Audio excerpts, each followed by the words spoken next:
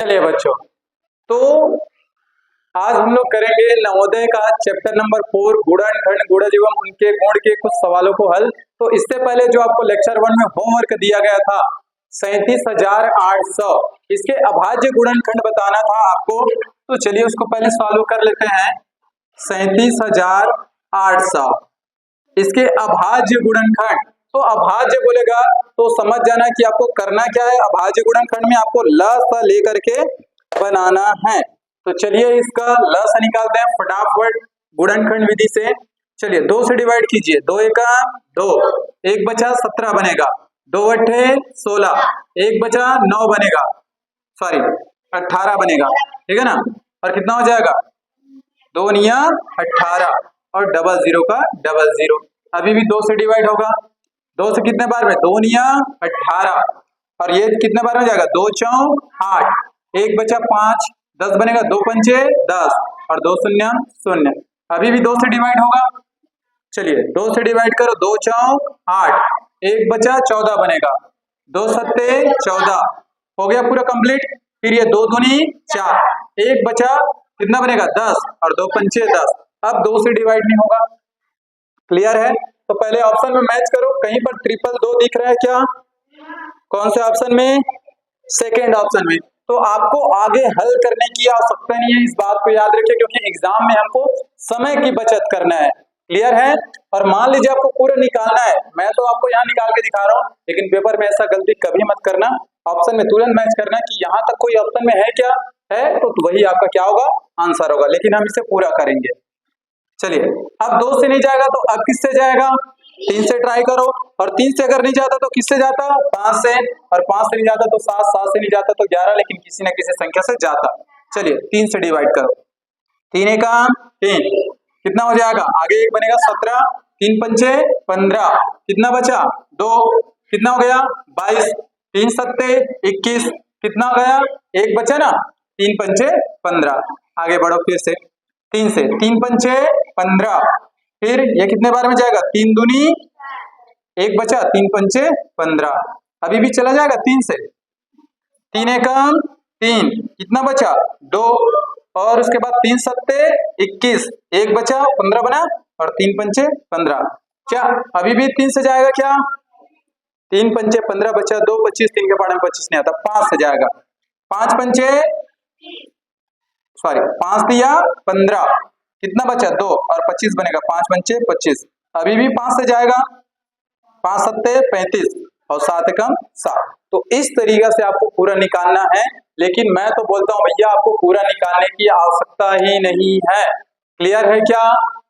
चलिए तो फिर आज का अब हम लोग प्रश्न स्टार्ट करते हैं। ये तो आपका होमवर्क वाला था प्रश्न था, और किसका किसका मैच किया था आप लोग मैच कर लीजिए, ये वाला किसका किसका मैच किया था भाई। चलिए आज का पहला प्रश्न, 6 के प्रथम 5 गुणजों के योग से आने वाली संख्या के दहाई तथा इकाई के स्थानों पर आए अंकों का अंतर। तो जल्दी से 6 के 5 गुणज लिख लीजिए, 6, 12, 18, 24, 30, इनका योग करो बोला है। जोड़ेंगे तो क्या 90 आएगा क्या? दहाई और इकाई के स्थान का अंतर, तो ये रहा दहाई के स्थान पर 9, इकाई के स्थान पर 0, इनका अंतर करो, कितना आएगा 9। तो 9 आपका क्या हो जाएगा आंसर। इस तरीके से आपको मिनटों में सेकंडों में आपको ऐसे छोटे छोटे प्रश्नों को हल करना है, तो आपका आंसर आ जाएगा ऑप्शन नंबर 4 9। अगला प्रश्न है आपका, 13 के प्रथम 7 गुणजों का योग किसके निकटतम है? चलिए ध्यान से देखिए, 13 के प्रथम 7 गुणजों का योग, तो 13 के तो पहले 7 गुणज निकालिएगा, फिर उसका योग करो, और योग करने के बाद ऑप्शन में मैच करो कि किसके नजदीक है। तो 13 के 7 गुणज निकालो, चलो 13 एकम 13, 13 दूनी 26, 13 तिया 39, 13 चौक 52, 13 पंचे 65, 13 छक्के 78 और 13 सत्ते, यहीं तक तो बोला है ना 7 गुणज। अब इनका योग करो बोला है, तो योग करो मतलब जोड़ दो। चलो जोड़ो फटाफट, मैं 10-10 बना के जोड़ रहा हूं। हाँ देखो, 9 और 1 10, 8 और 2 10, कितना हो गया 20 हुआ, 20 5 25, 25 और 6 31, 31 और 3 34, 34 का 4, कैरी कितना 3, जोड़ लो, इसको भी जोड़ो, 10 20 हो गया, 20 और 11 31, 31 और 2 35 और हासिल का 3 364। जोड़ने पर क्या प्राप्त हुआ? 364। अब ऑप्शन में मैच कीजिए, कौन से ऑप्शन में ये किसके नजदीक दिख रहा है? तो ये ऑप्शन नंबर बी 365 के नजदीक है, तो आपका आंसर हो जाएगा 365। तो प्रश्न में पूछा है किसके नजदीक है, ऑप्शन में 4 ऑप्शन है, तो ये किसके नजदीक है? 365 के नजदीक है। ऑप्शन में तो और भी है आपका 360, 370, 375, तो सबसे नजदीक किसका है? 365 का। बस एक कदम चलेगा 365 के पास पहुंच जाएगा। क्लियर है? चलिए अगला प्रश्न देखते हैं। अब अगला प्रश्न है, एक संख्या जो 50 से कम है, 7 की गुणज है, के कुल 3 गुणनखंड है, वह संख्या क्या है? तो हम इसको बनाएंगे ऑप्शन से, ठीक है ना भाई? ठीक है, देख लीजिए पहले इधर। एक संख्या 50 से कम है, 7 की गुणज है, के कुल 3 गुणनखंड भी होना चाहिए। तो देखो सबसे पहले तो ऑप्शन देखो, ऑप्शन में है 14, 42, 49 और 70। तो 50 से कम बोला है, तो आपका चौथा ऑप्शन तो पहले से खत्म हो गया कि 70 आपका आंसर नहीं हो सकता। क्लियर है क्या? अब बच गया आपका, ध्यान से देखिए 3 ऑप्शन, 14, 42 और 49। तो 14 50 से तो कम है, लेकिन 7 का गुणज भी है 7 का गुणज है, 7 के टेबल में आता है ना। हाँ, उसके बाद बोला है कि कुल 3 गुणनखंड है, क्या होना चाहिए? 3 गुणनखंड है, ये भी बोला है। तो वह संख्या क्या है ये बताना है आपको। तो कौन सा आएगा बताइए इसका आंसर?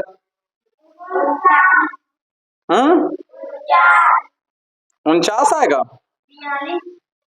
कैसे आएगा 42? जरा बताओ तो।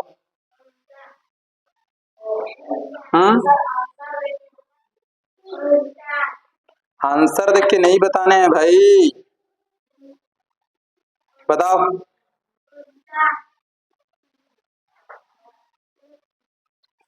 चलो चलो बताओ जल्दी से,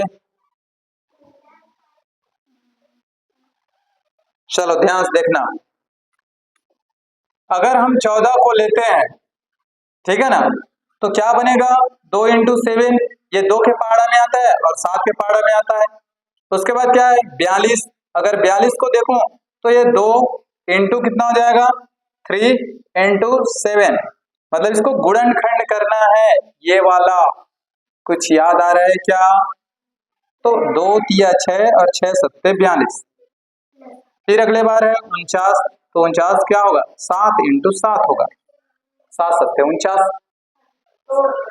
तो आपको बोला है 3 गुणनखंड होने चाहिए, तो इसमें दिख रहा है, और ये किसका गुणनखंड है? 42 का। हाँ, वास्तव में आप कैसे निकालेंगे इस 42 को? 42 सबसे पहले 2 से डिवाइड होगा, 2 से 2 दूनी 4 और 2 एकम 2।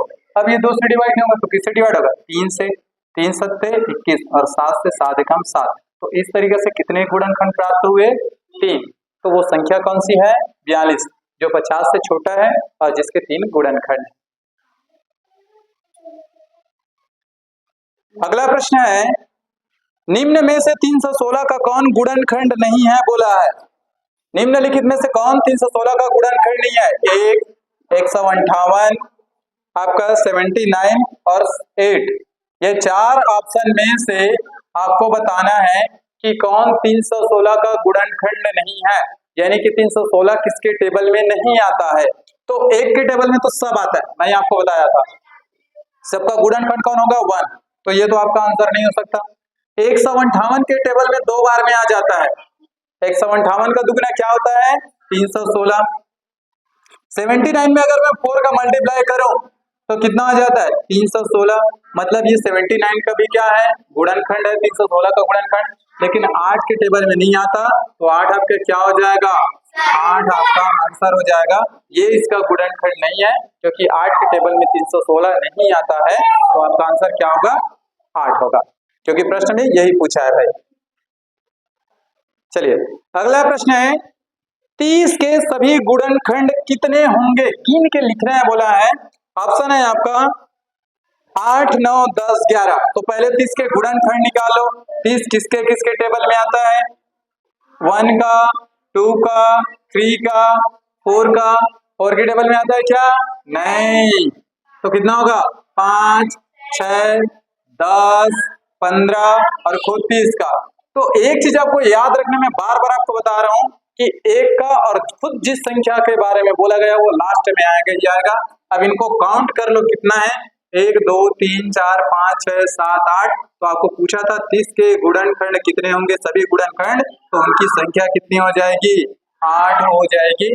ये आपका आंसर होगा। क्लियर है? चलिए अगला प्रश्न देखते हैं। 45 के गुणनखंड है। चलिए ये रहा आपका अगला प्रश्न, 45 का गुणनखंड। तो आपको कुछ नहीं करना है, निकालना भी नहीं है, बस ऑप्शन देखो और जरा मुझे बताओ कि क्या होगा। और अभी मैं आपको फिर जस्ट बताया हूं कि उसके लिए एक सबके टेबल में आता है और खुद वो संख्या होनी चाहिए जो लास्ट में आता है। तो ऑप्शन देख के बता दीजिए कौन से ऑप्शन में दिख रहा है। आपका ऑप्शन नंबर 3 में है। तो आपको इस बार ना मेहनत करने की भी जरूरत नहीं है, बस थोड़ा सा दिमाग लगाना है कि ये किसके किसके टेबल में आता है। उसके लिए सिर्फ आपको इतना करना है कि एक के टेबल में सब आता है और खुद जो संख्या वो लास्ट में आता है। तो ये आपको कहां पर दिख रहा है, ये आपका ऑप्शन नंबर 3 में है। तो चलिए आगे अगला प्रश्न देखते हैं। निम्नलिखित में से कौन सी संख्या 12 का गुणज है। अगला प्रश्न है, निम्नलिखित में से कौन सी संख्या 12 का गुणज है। ऑप्शन है 144, 110, 109 और 113। 12 का गुणज बोल रहा है, मतलब 12 के पहाड़े में इन चारों ऑप्शन में से कौन आता है। तो 12 के टेबल में कौन आता है, क्या 144 आता है क्या, 12 12 में 144। अगर आप 12 का 12 बार पहाड़ा पढ़ेंगे तो कितना आ जाएगा, 144 आ जाएगा। ये आपका क्या होगा, आंसर होगा। बाकी जो 3 ऑप्शन है वो आपका आंसर नहीं होगा, क्योंकि 12 के टेबल में बाकी ऑप्शन नहीं आते हैं। तो इस तरीके से आपका आंसर क्या हो जाएगा, 144 हो जाएगा। चलिए अगला प्रश्न है, निम्नलिखित में से कौन सी संख्या अभाज्य है। ऑप्शन है आपका 6, 5, 9, 12। इसमें भी आपको कुछ नहीं करना है, सिर्फ अभाज्य संख्या पता करना है जो खुद के टेबल से आता है, आपको बताना है। चलिए तो कौन सा ऑप्शन आएगा आपका, 6, 5, 9, 12 में कौन अभाज्य संख्या है। तो कौन है आपका अभाज्य संख्या जो खुद के टेबल में आता है, और वो संख्या कौन है, 5।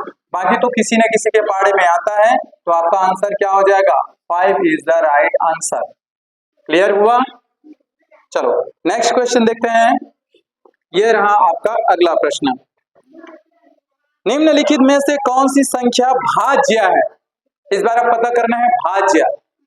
अभी इससे पहले पता करे थे कि कौन सी संख्या अभाज्य थी, अब आप पता करेंगे कि कौन सी संख्या भाज्य है। तो ये रहा आपका ऑप्शन 123, 109, 59, 61।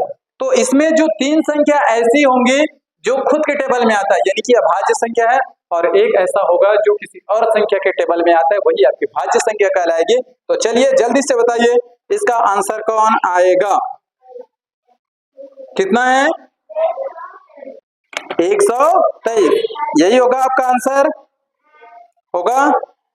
बता सकते हो किसके टेबल में आता है 123? किसके टेबल में आता है, 3 के टेबल में आता है। ठीक है, कितने बार में आता है, देखिए 3 के टेबल में आता है।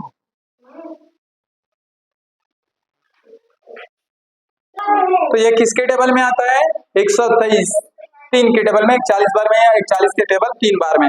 तो इसका आंसर हो जाएगा आप लोगों का 123। ठीक है, अगला प्रश्न है, वह छोटी सी छोटी संख्या क्या है जिसे 72 से गुणा करने पर 112 का गुणज प्राप्त होता है। नीचे 4 ऑप्शन है, इसमें आपको देख के बताना है। ध्यान से देखिए इधर भाई, कि 72 से गुणा करने पर उस 4 ऑप्शन में से मैं किसका 72 के साथ गुणा करूं तो क्या बनना चाहिए, 112 का टेबल आ जाना चाहिए। तो सबसे पहले तो हम 112 का टेबल बना लेते हैं, फिर ऑप्शन से किसी संख्या को उठाएंगे और उसके बाद हम देखेंगे कि कौन सी संख्या है जिसका गुणा करने पर 112 का टेबल में मैच करता है।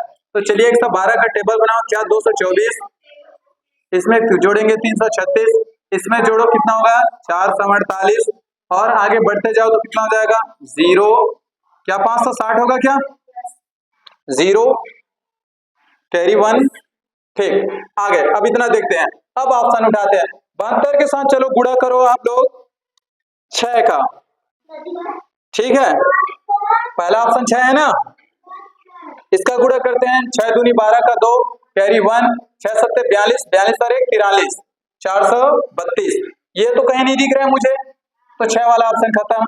अगली संख्या उठाओ, कितना है 12, चलो 12 के साथ गुणा करो, तो 12 के साथ गुणा करूंगा मतलब बहुत लंबा जाएगा, 4 बार में तो खुद इतना आ गया था, मतलब टेबल मुझे बड़ा करना पड़ेगा। चलो 0 से 2, 6 और 1 7, 5 और 1 6, आगे बढ़ाओ 2 2 4, 7 1 8 7, आगे बढ़ाओ 2 4 6 9 8, और आगे बढ़ाओ 6 2 8, 9 और 1 10, 0 हासिल 1 10 होगा, और आगे बढ़ा लो 8 2 10 का 0 कैरी 1 2 होगा, और 10 और 1 11। कुछ गड़बड़ तो नहीं होगी है ना? यहां से देख लेते हैं, 4 2 6 8 1 9 7 1 8, यहाँ तक ठीक है। 8 2 6 सॉरी 6 2 8, 9 और 1 10 का 0 हासिल 1, 8 और 1 9, 9 और 1 10, यहाँ तक ठीक है। 8 2 10 का 0 हासिल 1, 1 और 1 2, 10 और 1 11, ठीक है यहाँ तक। चलिए अब इसका मल्टीप्लाई करते हैं, 12 का दुगना 24, 24 का 4 कैरी 2, 12 सत्ते कितना होता है? 12 सत्ते 84, 84 और 2 86, 864। कहीं मैच कर रहा है क्या? नहीं, ये वाला भी नहीं आएगा। अगला देखते हैं 14, ठीक है 14 का देखते हैं, 14 से करो गुणा कितना हो जाएगा? 14 दूनी 28 होगा, ठीक है ना, और हासिल का 2, और 14 सत्ते 98, 98 और 2 100, 1008, ये वाला मैच कर दिया। तो 72 के साथ किसका गुणा किया? तो ये आपका क्या हो जाएगा? Answer. 14 is the right answer. इस तरीके से आपको इस प्रश्न को हल करना है भाई। क्लियर है? उम्मीद है समझ में आ गया होगा यह प्रश्न। चलिए आज अब अगला प्रश्न देखते हैं, निम्नलिखित में से कौन सी संख्या 45 से विभक्त होगी? निम्नलिखित में से कौन सी संख्या 45 से विभक्त होगी? और ये हम ऑप्शन से बनाएंगे क्योंकि ऑप्शन में दिया है, निम्नलिखित में से कौन सी संख्या 45 से विभक्त होगी। तो 45 से भाग देना है, तो ऑप्शन को एक एक करके उठा उठा करके ऐसे 45 से भाग नहीं देना है।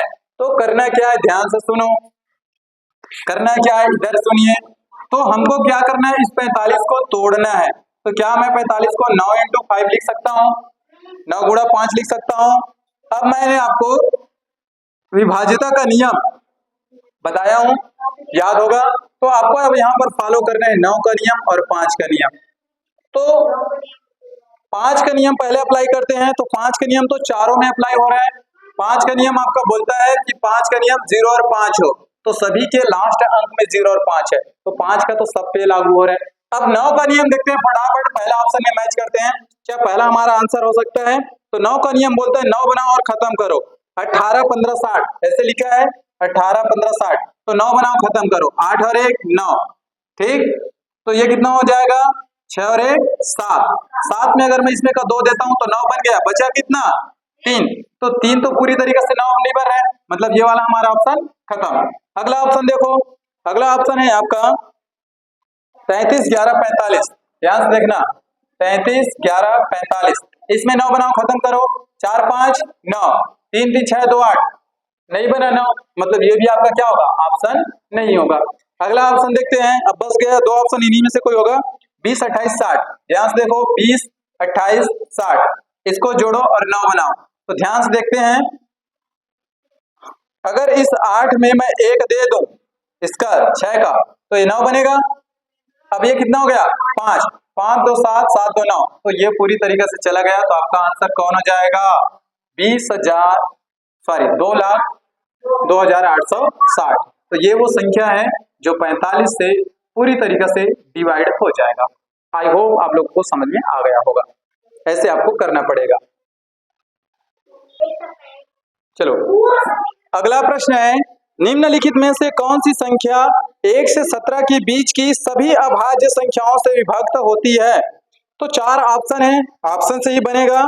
तो सबसे पहले आपको यह पता करना है 1 से 17 के बीच की सभी अभाज्य संख्याएं, और अभाज्य संख्याएं कौन कौन होती है, 2 3 5 7 11 13 19, लेकिन 1 से 17 बोला है, मतलब ये 19 नहीं आएगा।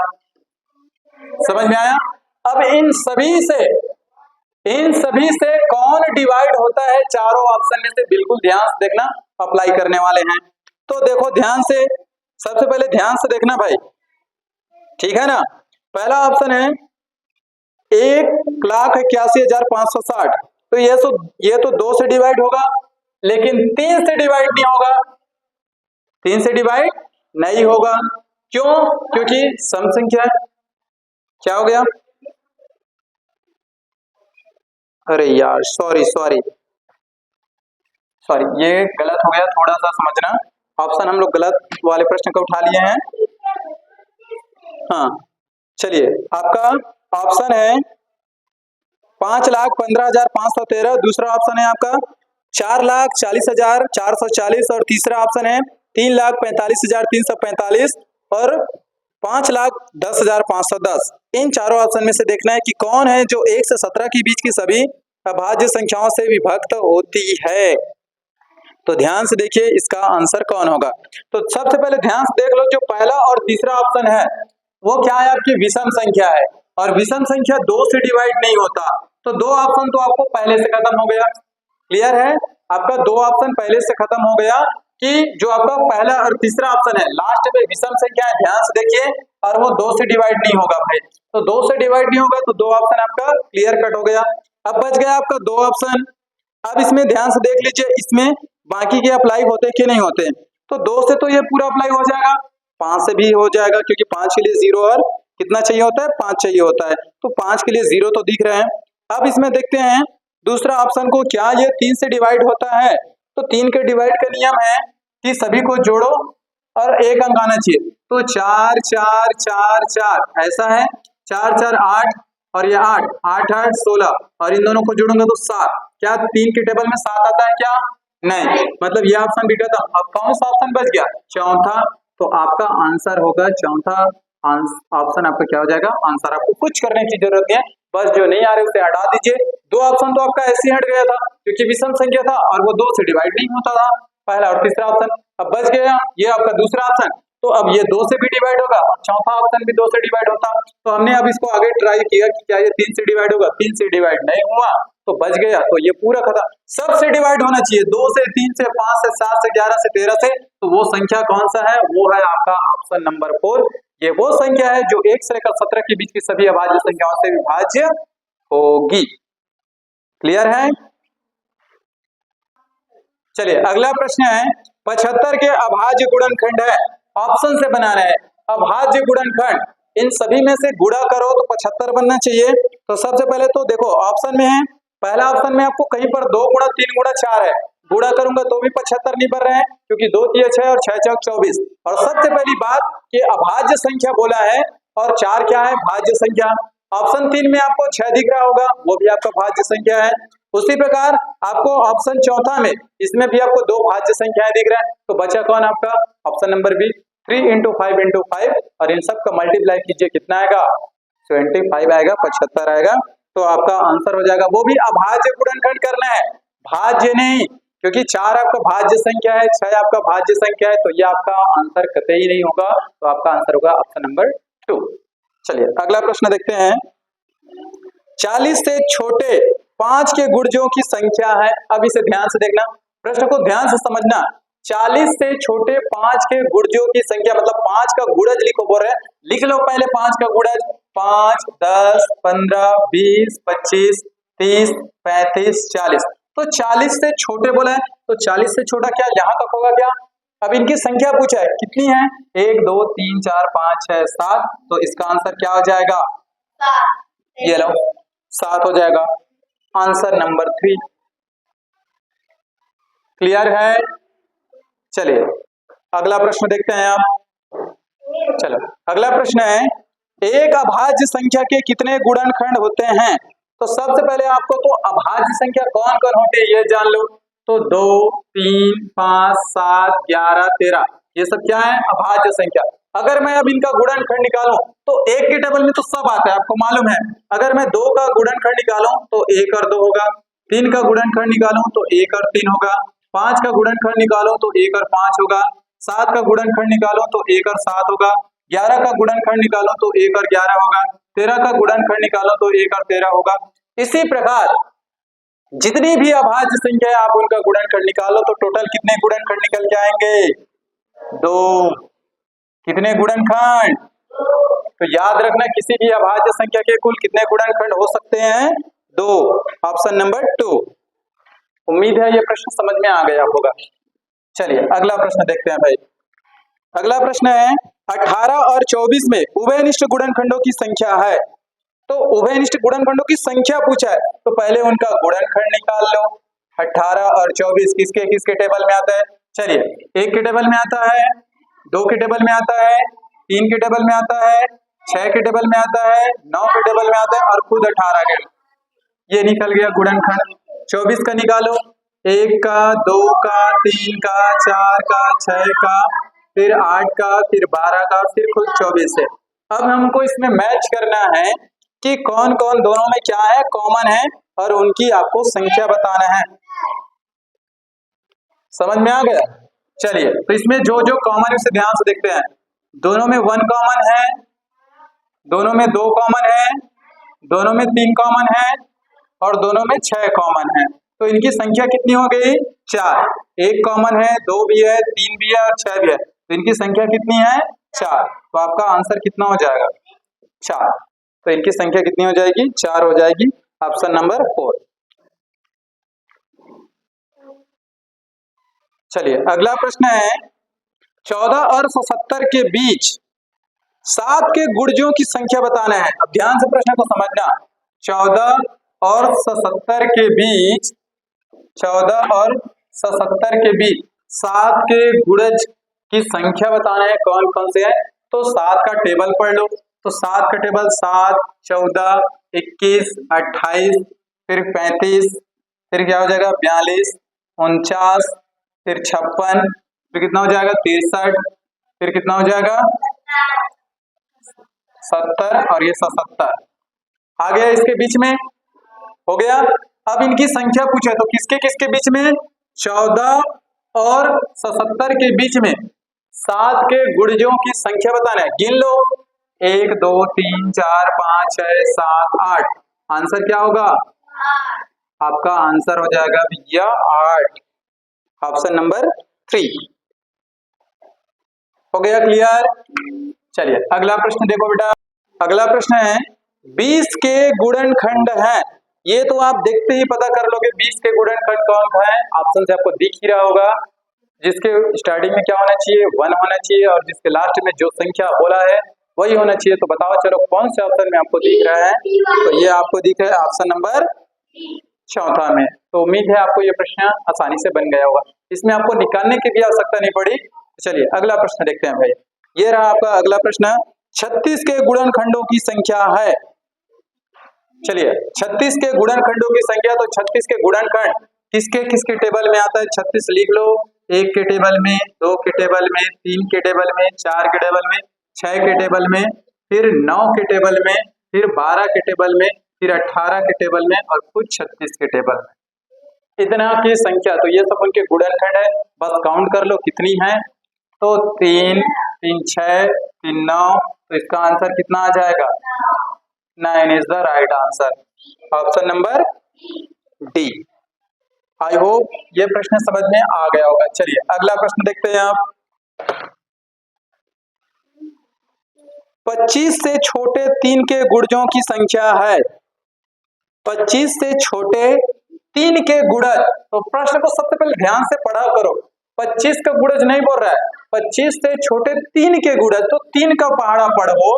तो 3, 6, 9, 12, 15, 18, 21, 24 और इसके बाद 27। तो प्रश्न में बोला 25 से छोटे। तो 25 से छोटे क्या यहीं तक है क्या? इनकी संख्या कितना है? 1, 2, 3, 4, 5, 6, 7, 8। इसकी संख्या कितनी है? 8। तो आंसर कितना हो जाएगा? 8 हो जाएगा। ऑप्शन नंबर 3 क्लियर है। चलिए अब अगला प्रश्न देखते हैं भाई। चलिए अगला प्रश्न है प्रत्येक विषम संख्या का गुणनखंड है। ऑप्शन है 0, 1, 3, 5। तो आपको पता करना है इसमें प्रत्येक विषम संख्या का गुणनखंड क्या हो सकता है। और विषम संख्या आपको मालूम है क्या क्या होती है? 1, 3, 5, 7, 9, 11। ये सब कौन सी संख्या है? विषम संख्या है। विषम संख्या है। अब इसमें आपको पूछा है भैया प्रश्न में मेरे लाल कि क्या पूछा है इसमें कि आपको इसमें बताना है कि प्रत्येक विषम संख्याएं के गुणनखंड कौन होती है। तो आपको मालूम है प्रत्येक विषम संख्या के गुणनखंड कौन होता है, एक सबका होता है, सबका मालिक एक होता है। इसका आंसर कौन हो जाएगा, और जीरो तो होता नहीं, तो जीरो तो ऑप्शन से पहले खत्म हो गया, तो इसका आंसर क्या आएगा, 1 आएगा, ऑप्शन नंबर 2। चलिए नेक्स्ट प्रश्न देखते हैं। 80 के अभाज्य गुणनखंड है, तो आप इसे ऑप्शन से भी बना सकते हैं, और आपको अगर आपको ऑप्शन से बनाने में दिक्कत हो रहा है तो अभाज्य गुणनखंड बोला है भाई, तो आपको इसमें करना क्या, आपको इसमें लसा निकालना है, यानी कि गुणनखंड फैक्टर विधि से आपको हल करना है। तो चलिए सबसे पहले आपको क्या करना है, ऑप्शन हटाने वाला भी आपको ध्यान में रखना है भाई। तो 80 के गुणनखंड निकालना है, तो मैं आपको बता देता हूँ, आपको इसमें का 2 ऑप्शन तो ऐसे ही आपको हटा हुआ दिख रहा है, ऑप्शन नंबर 3 ध्यान से देखना, इनका मल्टीप्लाई करके देखिए क्या 80 बनता है, 2 दूनी 4, 4 दूनी 8 और 8 पंचे 40, ये नहीं होगा क्योंकि हमको 80 बनाना है। चौथा ऑप्शन देखो, 2 दूनी 4, 4 पंचे 20 और 20 पंचे 100, आपका तीसरा और चौथा ऑप्शन तो ऐसे ही खत्म हो गया। अब पहला देखते हैं, पहला लिखा है 2 गुणा 2 गुणा 2 गुणा 2 गुणा 5, तो इनका गुणा करते हैं और 80 आता है कि नहीं देखते हैं। 2 दूनी 4, 4 दूनी 8, 8 दूनी 16 और 16 पंचे 80, इस तरीके से आप ये निकाल सकते हैं। लेकिन अभाज्य गुणनखंड बोला है, अगर मान लो ऐसे भी तो बोल सकता था ऑप्शन में 4 गुणा 2 गुणा 10, तो ये क्या है, ये भाज्य है, गुणा करूंगा तो 80 तो आ रहा है, 4 दूनी 8, 8 दाम 80, अगर तुम बोलोगे यही लगा दिया जाए आंसर तो फिर आपका हो गया यह नंबर यहाँ पर कम, तो अभाज्य गुणनखंड बोला है, तो अभाज्य गुणनखंड, तो ये भाज्य संख्या ये भी भाज्य संख्या, तो ये आपका आंसर नहीं होता, तो आपका आंसर कौन होगा, ऑप्शन नंबर 1। ठीक है, स्पष्ट ध्यान से देखा करो, अभाज्य बोला है तो आपको अभाज्य संख्या ही करना है, जो आपको पहले ऑप्शन से मिल गया। अगला प्रश्न है 1000 के अभाज्य गुणनखंड है, तो देखो मैं आपको ऑप्शन हटाने वाला तरीका पहले बता रहा हूँ। ऑप्शन पहला 10 गुणा 10 गुणा 10, अगर मैं इन तीनों का गुणा करता हूँ तो मुझे तो 1000 मिलेगा, लेकिन क्या 10 अभाज्य संख्या है, नहीं, तो ये आपका आंसर नहीं होगा। दूसरा देखो, दूसरे में भी है, आपको फिर से 10 मिल गया, तो कोई भी संख्या रहे उसका गुणा करो, कोई मतलब नहीं है, भाज्य संख्या है तो वो तो आपका आंसर नहीं हो सकता। अब बच गया आपका 2 ऑप्शन, इसका मल्टीप्लाई करके देखते हैं, तो तीसरा ऑप्शन का मल्टीप्लाई करेंगे तो क्या आएगा, 2 दूनी 4, 4 दूनी 8, 8 पंचे 40 और 40 का 5 बार गुणा करूंगा तो कितना आ जाएगा, 200, तो ये वाला ऑप्शन भी खत्म, तो बचा कौन, डी, यानी कि चौथा ऑप्शन, तो चौथा ऑप्शन आपके क्या हो जाएगा, आंसर हो जाएगा। आपको करने की भी जरूरत नहीं है, आपको ऐसे 1000 का गुणनखंड निकालने की भी आवश्यकता नहीं है, बस थोड़ा दिमाग लगाओ और दिमाग का काम लो दिमाग से, तो इस तरीके से आपका आंसर आ जाएगा ऑप्शन नंबर 4। चलिए अगला प्रश्न देखते हैं, निम्नलिखित में से कौन सी संख्या 12, 20 और 24 का एक गुणनखंड है, उभयनिष्ठ गुणनखंड है, जो 12 में भी हो, 20 में और 24 में भी हो, उनका गुणनखंड। ऑप्शन है आपका 3, 4, 5, 6, तो ध्यान से देखना, 12, 20 और 24 यही है, और ये क्या होना चाहिए, ये तीनों का उभयनिष्ठ गुणनखंड कौन है, मतलब कौन है जो तीनों के टेबल में आता है। मैं आपको ऑप्शन भी लिख देता हूँ, 3, 4, 5, 6, ध्यान से देखना, 3, 4, 5, 6, तो चलो 3 के टेबल में 12 आता है, बिल्कुल आता है, क्या 3 के टेबल में 20 आता है, नहीं, तो ये वाला ऑप्शन आपका खत्म। चलिए 4 के टेबल में 12 आता है, बिल्कुल आता है, 4 के टेबल में 20 आता है, बिल्कुल आता है, 4 के टेबल में 24 आता है, बिल्कुल आता है, ये हो सकता है, आगे ट्राई कर लो। 5 के टेबल में 12 नहीं आता, ये खत्म, 6 के टेबल में 20 नहीं आता, ये खत्म, तो बचा कौन, तो ये आपका क्या हो जाएगा, ये लीजिए, क्लियर हो गया। चलो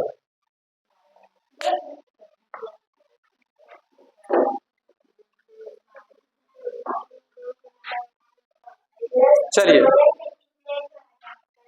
ये वाला प्रश्न आप लोगों के लिए होमवर्क में दिया जा रहा है, इसको आपको क्या करना है, सॉल्व करके आना है और कमेंट में आपको इसका जवाब देना है, किसका किसका आंसर सही आ रहा है। तो बिल्कुल इस सवाल का जवाब दीजिए, कमेंट करना ना भूले।